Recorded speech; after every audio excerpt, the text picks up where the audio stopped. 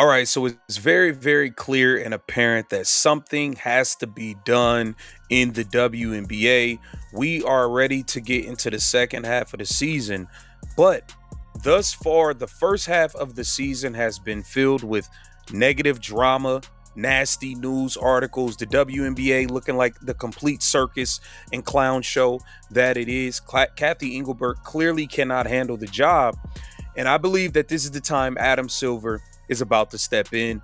The signs have been pointing that way. He clearly inserted himself on the Caitlin Clark-Alyssa time. The Indiana Fever say they are done staying silent. The team is pushing back against what they call false claims, raising new questions across the WNBA. But what exactly are those claims? So far, no clear answers. Is this simply a strong response, or could it lead to a bigger controversy? Stay tuned as the story continues to unfold. I'm going to start with kind of a development in the Alyssa Thomas situation. She was suspended a game after that foul on Caitlin Clark. Since then, she was receiving a lot of hate, death threats, etc.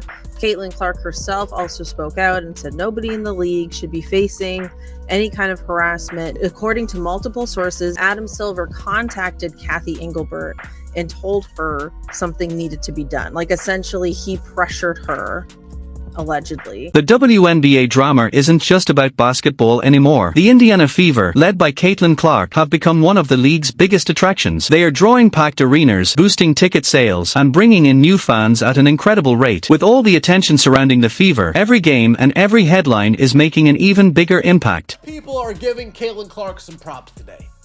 Props because she is one of the only players over the weekend who actually tried to give fans what they paid for at the All-Star game. Jason Whitlock earlier today, he said Caitlin Clark put the WNBA on the map. Caitlin Clark saved the WNBA. And then Saturday night's All-Star game, she looked left, she looked right, and she saw her peers make a mockery of said All-Star game and destroy. Yet despite all that, the Fever have found themselves facing heavy criticism. Much of the backlash centers on the team's passionate fan base and the intense attention surrounding Caitlin Clark. The debates have only grown louder after her physical on-court matchup with Angel Reese, fueling even more controversy across the league. The first half of the WNBA season, obviously for Caitlin Clark fans, was riddled with, back injury and, just non-clarity on her day-to-day, game-to-game situation. 1 minute she's playing normal, the next minute she's on a minutes restriction. The minutes restriction never comes off, then she's off. I mean, it's just been a circus.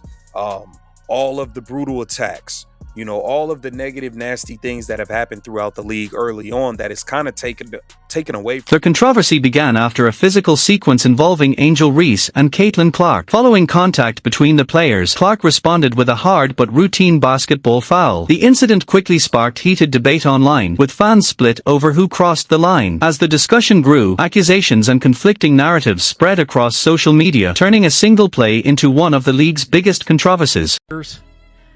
The WNBA posted a video of Angel Reese and Paige Beckers betting $400 on which woman's team would win, then deleted it after it realized this violates league rules.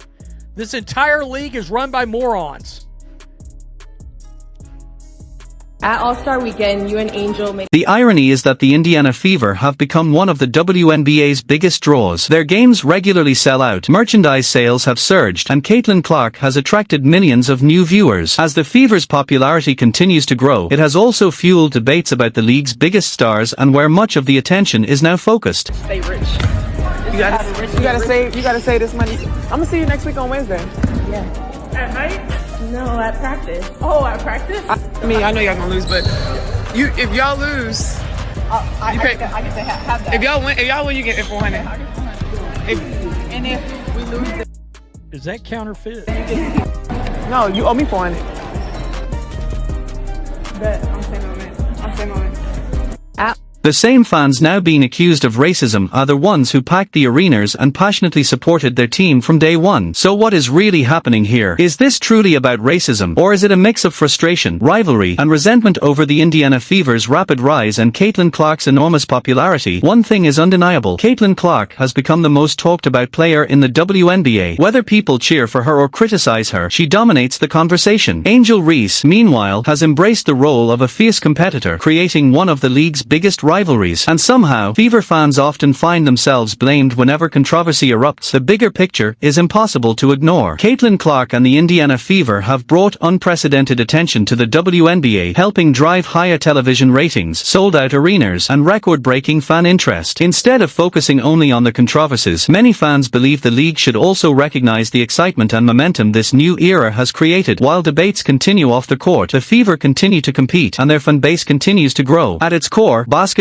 is about exciting games, unforgettable moments, and connecting with fans. Packed arenas, soaring jersey sales, and increasing national attention show just how much the sport is evolving. Growth can be challenging and sometimes controversial, but it also represents an opportunity for the league to reach new heights. Let the players compete, let the fans enjoy the game, and let the future of women's basketball continue to expand. Or just run out the door. We got 2 WNBA players talk about betting on a game on video, and the WNBA shared it. It's against their own rules. Like, both of these players probably should be banned for life. Now let's pull back the curtain on one of the biggest storylines surrounding the WNBA this season. At the center of it all is the Indiana Fever, a team that has captured national attention in a way few expected. Led by rookie sensation Caitlin Clark, the Fever have generated massive excitement, with sold-out arenas, soaring ticket demand, record television audiences, and merchandise flying off the shelves. The level of interest has been impossible to ignore, but with that surge in popularity has come an equally intense wave of debate. Instead of everyone celebrating the league's growing spotlight, every Fever game seems to spark another controversy. Supporters argue that the team's success has energized women's basketball and attracted countless new fans. Critics, meanwhile, believe the constant focus on the Fever has overshadowed other talented players and teams across the league. As a result, the Indiana Fever have become one of the most talked about teams in professional sports. Their passionate fan base is praised by some for helping elevate the league, while others see the attention surrounding the franchise as excessive. Whether those criticisms are fair or not depends on who you ask, but one thing is undeniable: the Fever have become the center of nearly every major conversation, both on and off the court. In many ways, they've become the team everyone is watching, and everyone has an opinion about. Oh, Kathy's a goner after this season. Once that season wraps, she's out of here. Okay? And we've been asking for that. We've been asking for a new commissioner of the WNBA. However, I fear on who Adam Silver is going to replace her with. It came out that Kathy did not want to suspend AT after her incident with Caitlin Clark. And then Adam Silver rings her phone and is like, no, you're going to suspend her ass. Flagrant 2, $1,000. And Kathy's hands aren't clean, because girly pop, you should have a backbone. You're running this league. You can sit there and be like, I'm not doing that because it's wrong. And I truly believe she knows she's going to lose. They spend because they're spending money. Before they're spending a lot of money that they don't have. What Kanye West say? I got a problem with spending money before. Because they came up with all these numbers for attendance and how everything's increased. And at 33% of the attendance in the actual WNBA this season is Indiana. Yeah. They average 17,000. The rest of the league averages 7. You tell me that she's not the person.